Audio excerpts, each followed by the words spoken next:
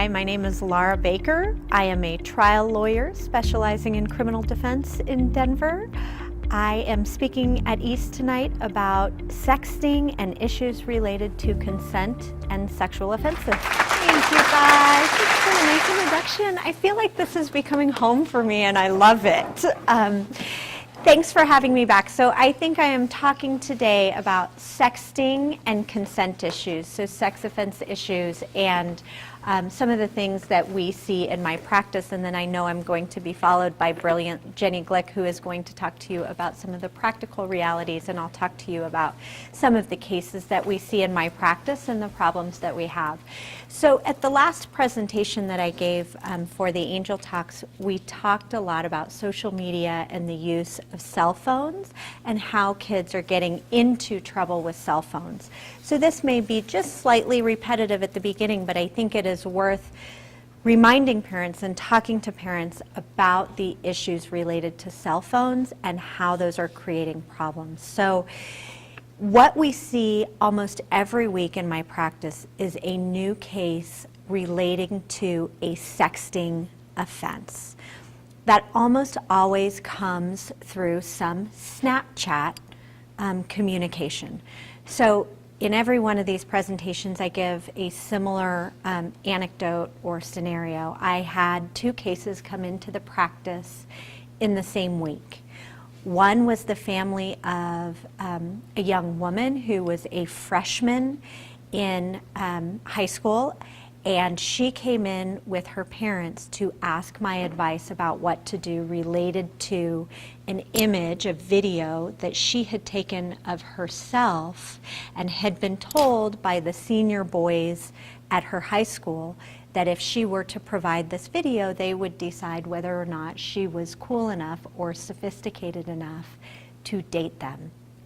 She had sent the video, and her parents were in my office saying to me, "This is awful. My daughter has been victimized. There are kids all over the city who have seen this video of our daughter, and it is now circling back. There are multiple criminal cases related to the sending of this video. What should we do?"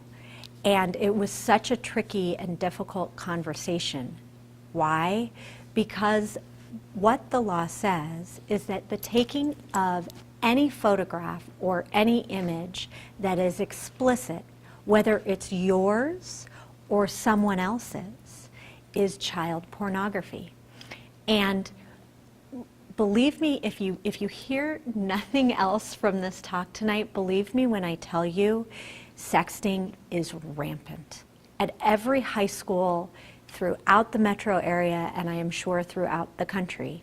Why? Because so many kids think that Snapchat is something that will delete off their phone, or it won't be something that somebody else will gain access to. And so kids in this age of social media, where they define in many ways their self-worth based on how sexy they can be or what kind of racy images they can sort of put up there, believe that if they are going to get feedback for having sent an image of themselves, that will in some way increase their profile amongst their peers. And so the tragedy of it is not only do I represent kids who are accused of being in possession of this kind of message, I have had many families come in concerned about their child having been victimized. The problem became, in this particular instance with this family, that should the parents have reported that sending of the sext messages by their daughter, they may be in trouble for having, she may be in trouble with the felony offense for having sent it. Because when you send that kind of image, you are distributing child pornography. It is a class 4 felony. So that week was so interesting for me because I had her family in my office trying to decide, what should we do? Can we go to the police and talk about our daughter's victimization and risk that she may be charged with a felony offense? Or do we keep it quiet and hope that this image dies out once these kids sort of move on and nobody's still looking at it. It was a very difficult case to analyze. The very same week, I had a young man who came into the practice, and I may have told this story at the last one of these talks, so forgive me if I'm repeating it, but it just left such an indelible impression on me. The young man's family came in and said, "We are quite concerned. We've been contacted by a law enforcement officer who believes that our son is in possession of an explicit image of another little girl and wants us to voluntarily turn over the phone, and what should we do?" And so the parents come in and they are telling me the story of how this happened. The father, who is a mandatory reporter, like many parents do, had taken the phone from his son every night at 9 o'clock and put it away in their bedroom, in the parents' bedroom, so the son wouldn't be using the cell phone all night. And the father is getting ready for bed, and up pops an image of a 14-year-old girl without any clothes on. And the father, being a mandatory reporter, had his own considerations about, what should I do? Do I have to report that my son is in possession of child pornography? And again, part of what happens with the sexting stuff is it's so easy for police officers to trace and to track. Number one, Snapchat doesn't delete. Always. It can delete, it can be hard to get off a phone, but I tell kids all the time, you have to count on the fact that it is going to remain on your phone and it is going to be something police can get. The other thing that happens is kids can screenshot it. They have transaction details. There are all kinds of ways for police officers to figure out what's on these kids' phones. And so if you are in possession of it, or if you are sending it on, you are suddenly distributing child pornography. And that is a class 4 felony.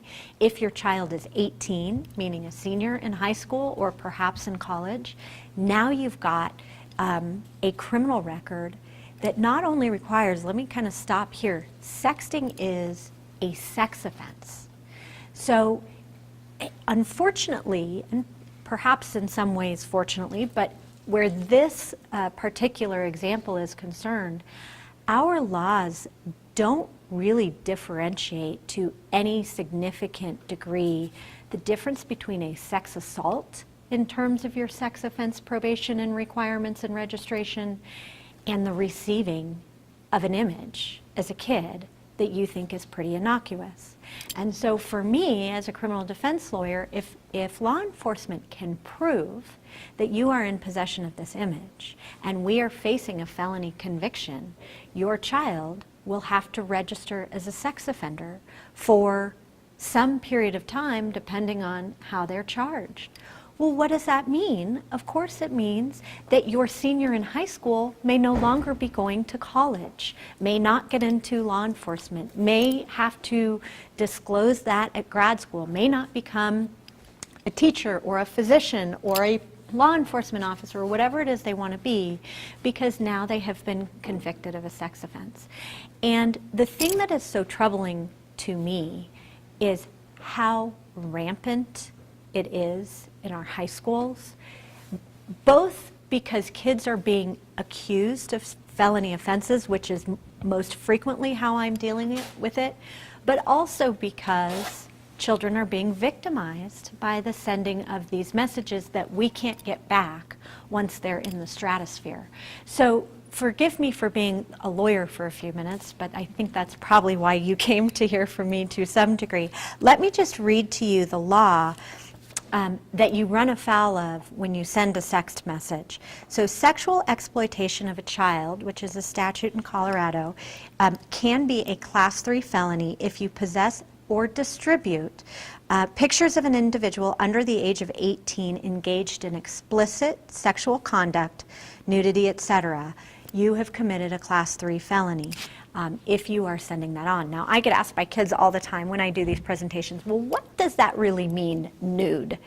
And the law defines it as explicit. The way I say it in real life to kids is, if you can't see it on the beach, In other words, if it's something less covered than what you would see on the beach, you can kind of count that as an explicit image. So certainly images of genitals and sort of private areas, that it goes without saying. They aren't usually concerned with things that you might otherwise see in public or on a beach. Now, what does it mean in terms of sort of the practice of it? A few years ago, we had so many of these cases coming in the practice, and we as lawyers were just freaked out by every one of them. My experience with law enforcement on the ground is that they are not interested in prosecuting every child in high school who has received or even sent this kind of image. Usually what law enforcement is concerned with is making sure the image has gotten removed from the device, because they can do that and assure themselves that it's gone if you haven't. And number two, making sure that your child has either not been the one soliciting these messages or being victimized by the solicitation of these messages. So my message to kids is not, well, you can do it, don't worry, it's not that big a deal. To the contrary, the message is, you absolutely are the betting favorite to be charged with a felony sex offense if you send these kinds of messages. Don't do it. Law enforcement is worried about the scenario where you have a group of high school boys who are identifying young women and saying to them, we're interested in what you look like, you send us messages and we'll decide if you look good enough or you don't. I mean, that as a parent is sort of a horrific scenario. I have seen it, I will tell you, probably 4 or 5 times in different scenarios and different fact patterns over the years. And I'm sure some of you who work in schools have probably seen or heard of something like that as well. If you send an image of yourself, you are underage, you're under the age of 18, you are committing the offense of child pornography, distribution of child pornography. Even an image of yourself is child pornography. The law considers it to be a strict liability offense. What that means is that there is no justification in the law for being in possession of or distributing an image like that. So, yes, she could be in trouble. Does she have any recourse? That's the dilemma. I will tell you, more often than not, police officers are not concerned with charging that kind of scenario where your daughter is involved, but they could.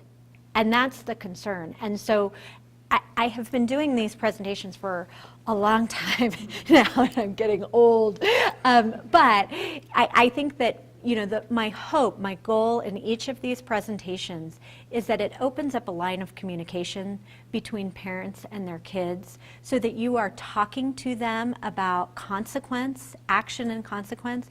I am startled at how many of these presentations I give, which is not judgment, but where parents are really just not familiar with what the law says and how their kids can get in trouble. They're not monitoring their Snapchats, they're not monitoring their social media, and they don't know what's going on until it becomes a problem. Consent is defined as cooperation in act or attitude pursuant to an exercise of free will and with knowledge of the nature of the act. What does that mean? I don't friggin' know. I have no idea what that means. Consent, in my view, is less of a legal definition than it is a factual definition. And it's very tricky, even as a parent, to get your head around how to teach your children about consent. I think many of us as parents say to our children, your body is your own. Nobody has the right to touch your body. You don't have the right to touch somebody else's body unless they've given you permission to do it.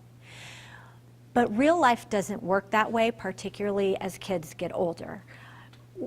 We all, and I will speak for myself, we were all in college and developing our own sense of how the world works. And most of the cases that I see when I'm talking about sex offenses involve two people who live in a different world than we did, right? These kids are on Tinder, they are on social media, and they are talking about with one another, how do we hook up without having a relationship. And so what happens is they get involved in a one-night stand or something where one person perceived it to be consensual, often because alcohol was involved, and the other person either in the moment didn't feel like it was consensual or the next day is questioning whether or not it was consensual. And so how do I give advice on this topic? Number one, don't be having sex with people that you don't know. I mean, really know. These sort of one-night stand scenarios, particularly where you meet people on social media, are so fraught with peril, particularly for kids who are just starting to understand what sex is about. And understand that consent can be withdrawn in the middle of the sex act. And I have had dozens of cases where in the middle somebody withdrew consent, the other party didn't understand that, and they were prosecuted for having continued on, not having read the appropriate signs about whether it was continued to be consensual. I think that the thing I would say is, if there is any question in your mind about whether or not this is a person you know, you trust, it is a healthy relationship, you need to ask and talk about it before you move into it. And I always tell people that if you find yourself being accused of wrongdoing,